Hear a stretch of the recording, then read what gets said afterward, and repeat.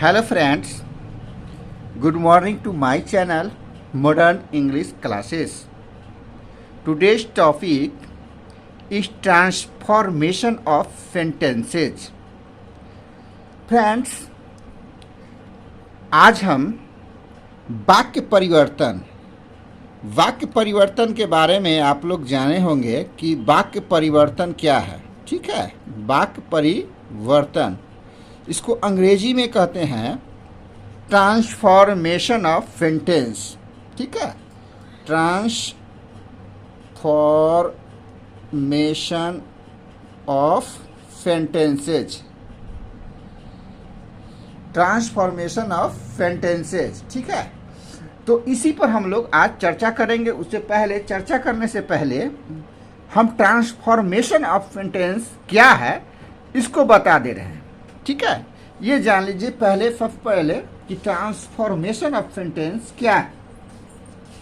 देखिए, हम एक ही बात को एक से अधिक तरीकों से कह सकते हैं। जब हम एक बात को दूसरे तरीके से कहते हैं तो हम देखते हैं कि वाक्य बदल गए, पर अर्थ वही है। इसी क्रिया को वाक्य परिवर्तन यानी कि ट्रांसफॉर्मेशन ऑफ सेंटेंसेस कहते हैं। ठीक है, आगे हम चलेंगे, देखेंगे कि क्या है वाक्य परिवर्तन और वाक्य के कई प्रकार हैं। ठीक है, वाक्य के कई प्रकार हैं, यानी कि मैनी टाइप्स ऑफ सेंटेंसेज। हम कह सकते हैं कि मैनी टाइप्स ऑफ सेंटेंसेज। देखिए, यहाँ पर मैनी टाइप्स ऑफ सेंटेंसेज वाक्य के कई प्रकार है, लेकिन यहाँ पर सबसे पहले है आपका प्रश्नात्मक, यानी कि प्रश्नवाचक। ठीक है, प्रश्नवाचक जो होता है, इंटरोगेटिव जिसको कहते हैं। इंटरोगेटिव सेंटेंस के बारे में सबसे पहले हम चर्चा करेंगे। Interrogative sentences. ठीक है, इंटरोगेटिव सेंटेंसेस के बारे में सबसे पहले हम चर्चा करेंगे। इंटरोगेटिव सेंटेंस क्या है?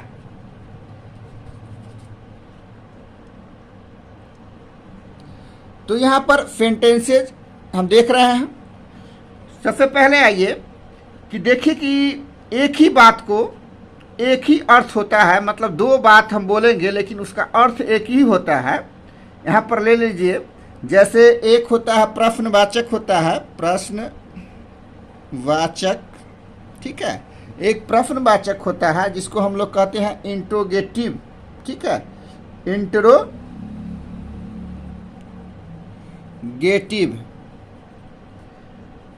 और दूसरा निश्चयात्मक।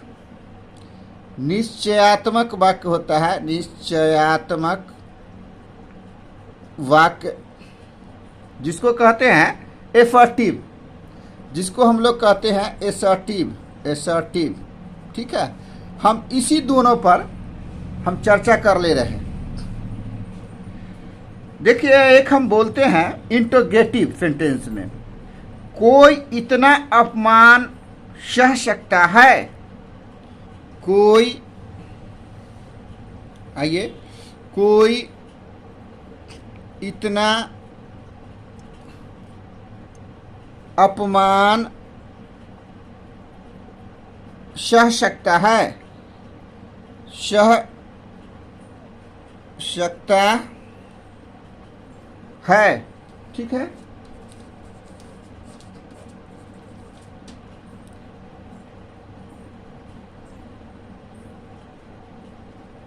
इसको हम बनाएंगे ट्रांसलेशन। क्या बनाएंगे?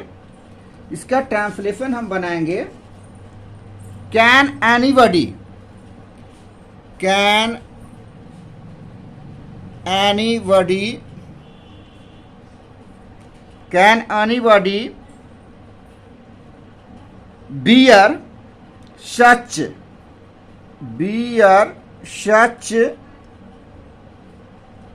an insult, an insult, ठीक है। Can anybody bear such an insult? ये हो गया। और इसी का दूसरा ले लीजिए, निश्चयात्मक वाक्य में ले लीजिए आप कि कोई व्यक्ति, इसी को हम लिख सकते हैं, कोई व्यक्ति इतना अपमान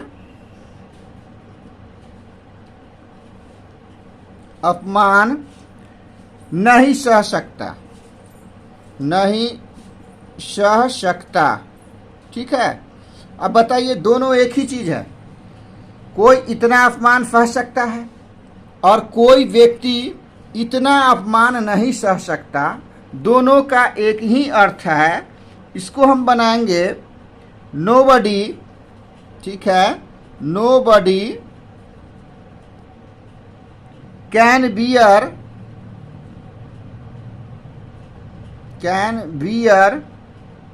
सच एन इंसल्ट। ठीक है, nobody can bear such an insult. अब यहाँ पर देख रहे हैं दोनों का एक ही अर्थ है और ट्रांसफॉर्मेशन का काम यही हो गया। एक तो प्रश्नवाचक में था और दूसरा हम निश्चयात्मक वाक्य में इसको हम ट्रांसफॉर्मेशन कर दिए, लेकिन अर्थ जो है वही है, सेम टू सेम है। एक और देख लीजिए, एक और ले लेते हैं। क्या पार्टी में, ठीक है,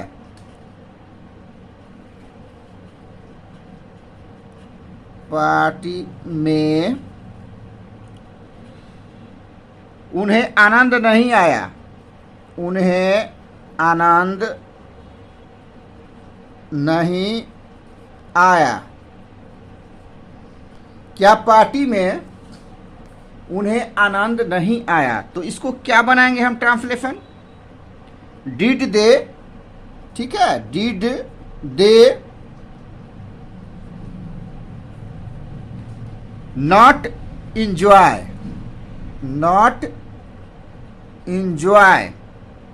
did they not enjoy eight the party. ये हो गया आपका इंटरोगेटिव सेंटेंस। ठीक है, interrogative sentence, did they not enjoy eight the party, क्या पार्टी में उन्हें आनंद नहीं आया। लेकिन इसी को हम निश्चयात्मक वाक्य में करेंगे, एफर्टिव में करेंगे। एफर्टिव में क्या बनाएंगे देख लीजिए। एफर्टिव में उसी को, जैसे उन्हें पार्टी में आनंद आया, ठीक है, क्या पार्टी में उन्हें आनंद नहीं आया, ये हो गया आपका इंटरोगेटिव।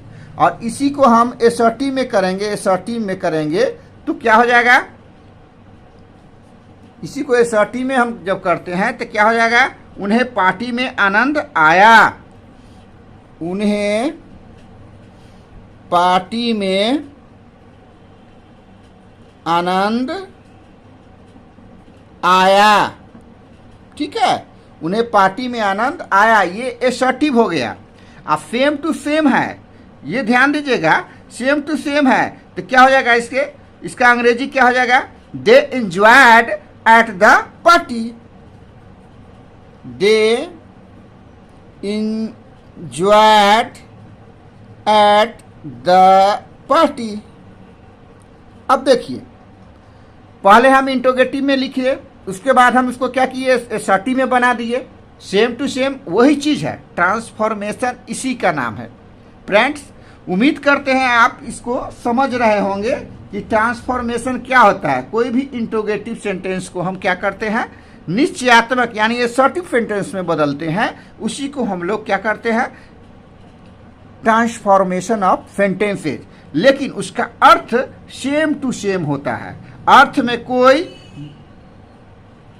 दोहरापन नहीं होता है, अर्थ में कोई परिवर्तन नहीं होता है, अर्थ सेम टू सेम होता है। अब आइए हम विस्मयादि बोधक यानी एक्सक्लामेटरी, विस्मयादि यानी एक्सक्लामेटरी सेंटेंस को क्या करेंगे, एक्सक्लामेटरी सेंटेंस को क्या करेंगे, हम चेंज करेंगे। इसको भी हम अफर्मेटिव में चेंज करेंगे, इसको हम अफर्मेटिव में, ठीक है, अफर्मेटिव में चेंज करेंगे। एक्सक्लामेटरी सेंटेंस को हम क्या करेंगे, अफर्मेटिव में चेंज करेंगे। अब देखिए कैसे चेंज करते हैं। कितना सुंदर दृश्य था वह, कितना सुंदर दृश्य था वह। ठीक है, कितना सुंदर दृश्य था वह। ये हो गया आपका एक्सक्लेमेटरी सेंटेंस हो गया। एक्सक्लेमेटरी सेंटेंस का चेन दे दिए। और फिर हमको इसको ट्रांसलेट करेंगे तो कैसे करेंगे। व्हाट ए ब्यूटीफुल सीन हो गया। What A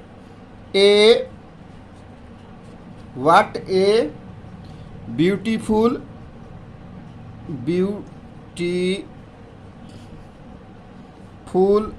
what a beautiful scene, SCENE scene. ठीक है, व्हाट ए ब्यूटीफुल सीन, या हम इसको कह सकते थे lovely fight. What A lovely fight भी हम इसको कह सकते थे। अब इसी को हम जब अफर्मेटिव में चेंज करेंगे तो क्या हो जाएगा। दृश्य बहुत सुंदर था, हिंदी में होगा दृश्य बहुत सुंदर था। ठीक है, दृश्य बहुत सुंदर था। तो इसका अंग्रेजी क्या हो जाएगा। It was beautiful scene, it was beautiful scene. ठीक है, ये हो गया इट वॉज ब्यूटीफुल सीन हो गया। तो ये हमारा हो गया अफर्मेटिव में। देख रहे हैं ना, एफर्टिव सेंटेंस से हम क्या किए, एक्सक्लेमेटरी सेंटेंस से क्या किए, अफर्मेटिव में कैसे चेंज किए। सेम टू सेम अर्थ है। और इसको हम आगे देख लेते हैं, एक और देख लेते हैं इंपरेटिव सेंटेंस में। हम आप देख लेते हैं एक आध गो और देख लेते हैं। ठीक है, लिख दे रहे हैं इंपरेटिव वाला।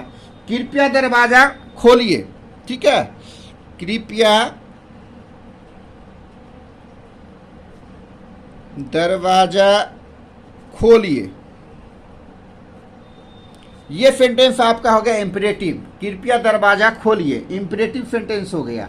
तो इसका आप ही अंग्रेजी बता दीजिए। Please open the door, please open the door. ये हो गया कृपया दरवाजा खोलिए, प्लीज ओपन द डोर। लेकिन इसी का जब हम चेंज करेंगे इंपरेटिव सेंटेंस को, हम क्या चीज में चेंज करेंगे इंपरेटिव को, तो इंट्रोगेटिव में इसको चेंज करेंगे, यानी प्रश्नात्मक इसको बनाएंगे। प्रश्नात्मक किस तरह बनाएंगे। क्या आप कृपया दरवाजा खोलेंगे, क्या आप कृपया दरवाजा खोलेंगे। ठीक है, ये आपका इंट्रोगेटिव हो गया। कृपया आप दरवाजा खोलेंगे। तो इसका अंग्रेजी क्या होगा, विल यू ना, विल यू होगा। Will you please open the door, please open the door. ये आपका हो गया। यानी इसको भी हम इंपरेटिव सेंटेंस को क्या किए, इंपरेटिव को मतलब अंग्रेजी में हिंदी में कहते हैं विध्यर्थक, विध्यर्थक। तो इंपरेटिव को हम क्या किए, प्रश्नात्मक यानी प्रश्नवाचक हम बना दिए। यही हो गया ट्रांसफॉर्मेशन। तो एक और ले लीजिए, चुप रहो, चुप रहो, प्लीज कीप क्वाइट, चुप रहो, चुप रहो। तो क्या हो जाएगा, इसको क्या लिखेंगे, please keep quiet, please keep quiet. ठीक है, क्वाइट। तो ये हो गया चुप रहो। इसी को जब हमको बनाना रहेगा, प्रश्नात्मक करेंगे, तो क्या तुम चुप रहोगे, क्या तुम चुप रहोगे। ये हो गया प्रश्नात्मक यानी कि इंट्रोगेटिव। तो इसको क्या बनाएंगे translation, will you please keep quiet, will you please keep quiet हो गया। कितना आसान है देख लीजिए ट्रांसफॉर्मेशन। तो फ्रेंड्स, इसी तरह का ट्रांसफॉर्मेशन ऑफ सेंटेंस जो है आपको बहुत सारे एग्जाम्स में पूछे जाएंगे। यदि आप इसको नहीं जानते हैं तो इस वीडियो को एक बार दो बार देख करके समझ लीजिए कैसे हम ट्रांसफॉर्मेशन का काम करते हैं कोई भी सेंटेंस का।